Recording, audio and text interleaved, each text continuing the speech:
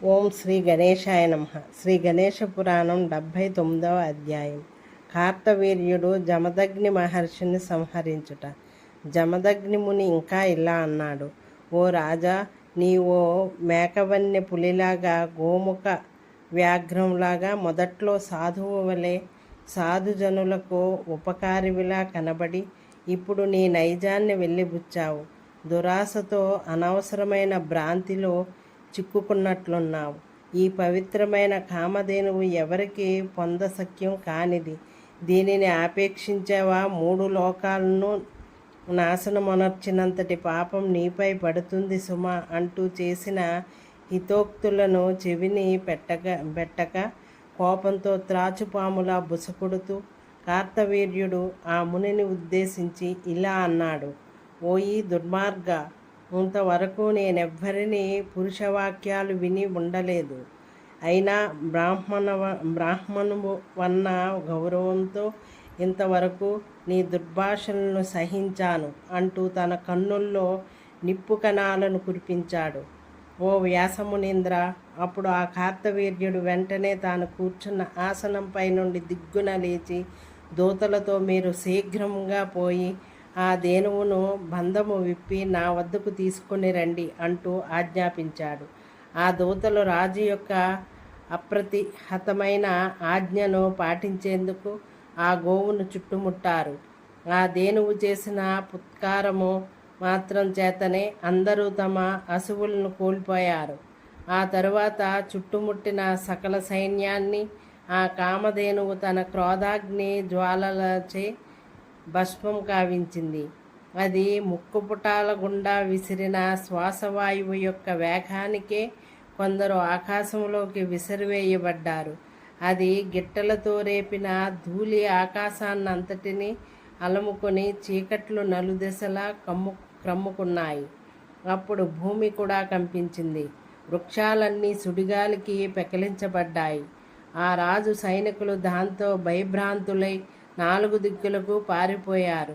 ఒకని బల్లెపు పోటుకు ఆగ్రహించిన ఆ ధేనువు ఒక్కసారిగా ఆకాశంలోకి ఎగిరి ఏనుగుపైకి లంఘించే మృగరాజుల, నాగులపైకి దూకే గరుత్మంతుడిలా సైన్యాలపై పడింది.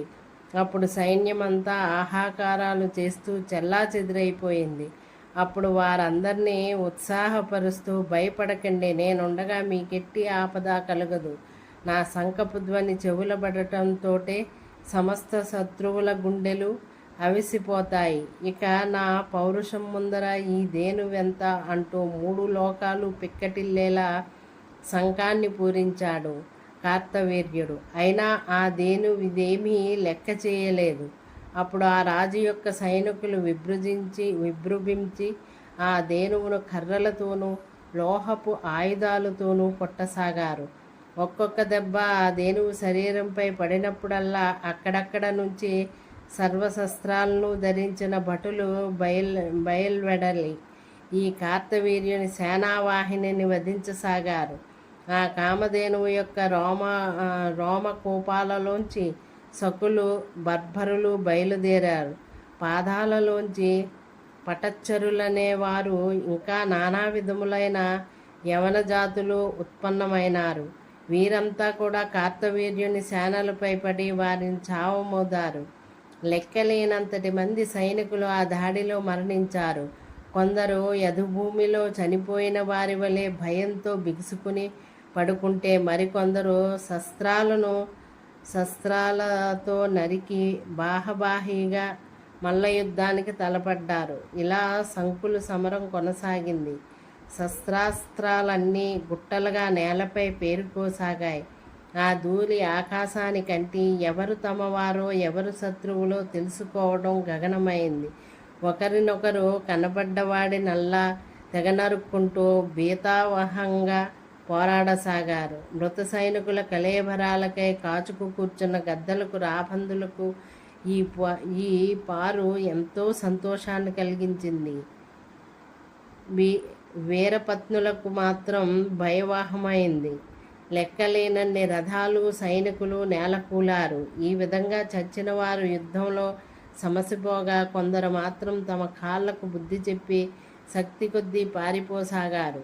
మన రాజుకేదో పోగాలము దాపురించే ఆ కారణంగా తాపసి అయిన ఆ మునితో వైరం కొని తెచ్చుకున్నాడు. ముని మనకెలాంటి హాని చేయలేదు సరిగదా, చక్కటి ఆతిథ్యం కూడా ఇచ్చాడు.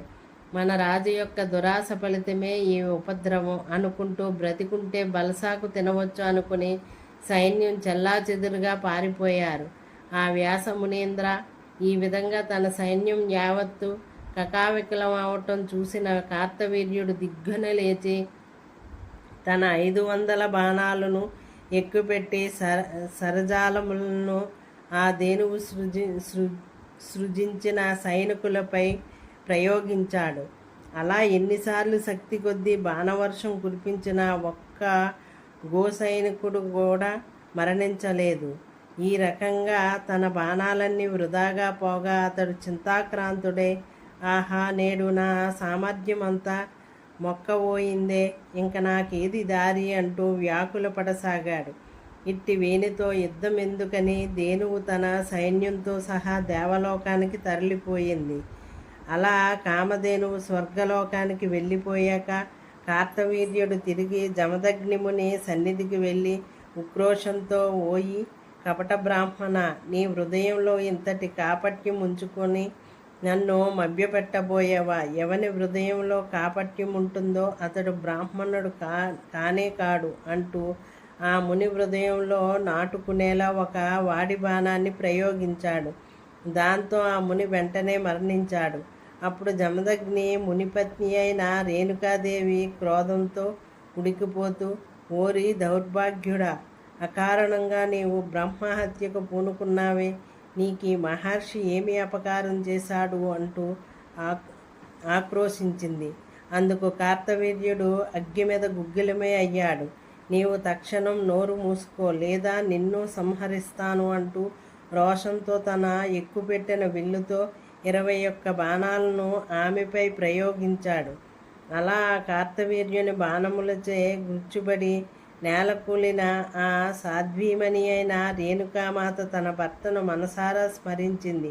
ఆ తరువాత ఆ రాజును ఇలా శపించింది, ఓరి దుర్మార్గుడా, నీకే బలమున్నదని గర్వంతో విర్రవీగుతూ అకారణంగా మమ్మల్ని వధిస్తున్నావు. నీకు అనతి కాలంలోనే చేటు మూడుతుంది. నీవు నీ సహస్రబాహువులతో నశించే వినాశం వస్తుంది. దీనికెంత మాత్రమూ సందేహం లేదు. ఇది యథార్థంగా జరిగి తీరుతుంది. ఈ మాటలు తననెంతో బాధించక ఆ కార్తవీర్యుడు శేషమైన పరివారంతో నిరుత్సాహంతో, ఏ పని చేయటానికి ఉత్సాహం లేక తన అకృత్యానికి తనను నిందించుకుంటూ తన మందిరానికి చేరుకున్నాడు. ఇది శ్రీ గణేశ పురాణం ఉపాసనాఖండములోని జమదగ్ని సంహారం అనే 79వ అధ్యాయం సంపూర్ణం. ఓం శ్రీ గణేశాయ నమః.